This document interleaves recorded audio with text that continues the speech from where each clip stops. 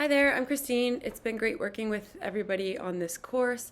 I just decided to submit a YouTube video for my final assignment. For this assignment, I looked back at which materials and resources I included in my lesson, My Multilingual World. I considered how I could replace or enhance these materials and resources with the inclusion of technology. So in addition to picture books, I would use virtual read-alouds in class, such as on Tumblebooks or Capstone. MLL students can benefit from hearing correct pronunciation, intonation, and so on. Virtual read-alouds can help engage students in the storyline, helping them to understand context, vocabulary, and language structure. MLL students could access the virtual read-alouds independently, allowing them to hear the same words and phrases multiple times. In addition to using a world map, I would use virtual maps such as Google Earth.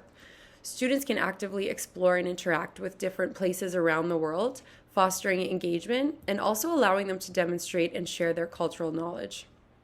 In addition to using crayons, markers, and paper, I would consider using tablet drawing programs such as Adobe Fresco, Procreate, Sketchbook, or ArtFlow to promote writing and speaking skills.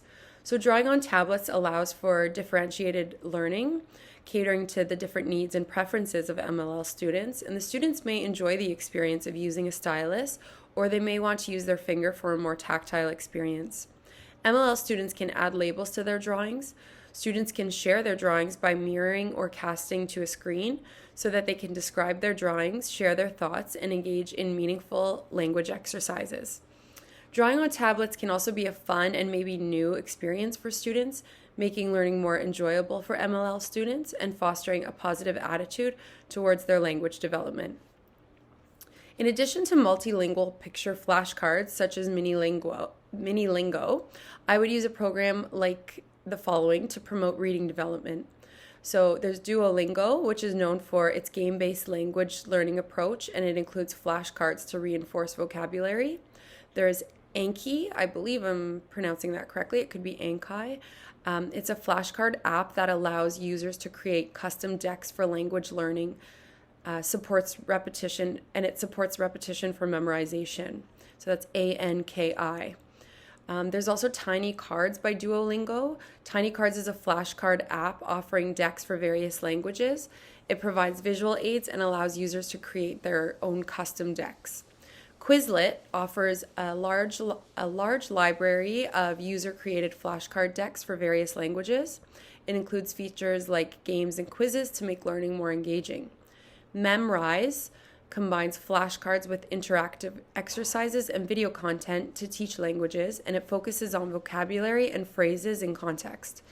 Cram.com is a flashcard app where users can create, share, and study flashcard decks. It supports images and audio for a multimedia learning experience. Lingodeer combines language lessons with flashcards, games, and quizzes. It covers a range of languages and emphasizes grammar, vocabulary, and sentence structure. The app that I choose would be dependent on the other languages that the student was the strongest in.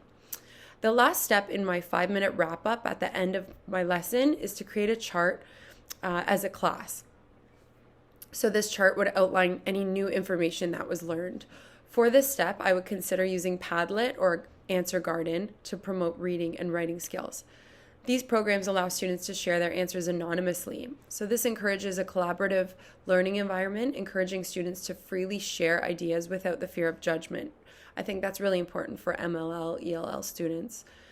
As Marian Small mentions in her video about the use of technology in the classroom, what works for one person may not work for another, and also technology should not be used because it's the shiny thing to do.